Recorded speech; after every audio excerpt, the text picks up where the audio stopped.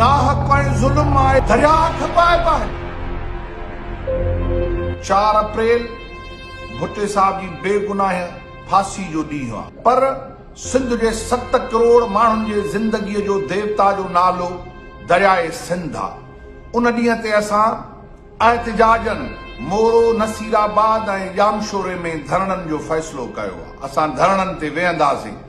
सिंध वासियो मां ॼाणो था, नाहक ऐं ज़ुल्म आहे धरती जा गैरतमंद पुट, मुंहिंजूं न्याणियूं भाउरो दरिया खपाइबा आहिनि। अव्हां खे धाड़ेल ॾिना अथनि, अव्हां खे तबाहियूं ॾिनियूं अथनि, मनुष्यात ॾिनी अथनि।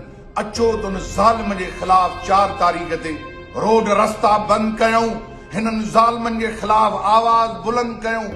तव्हां अचो 4 तारीख़ ते एहतिजाज कयो।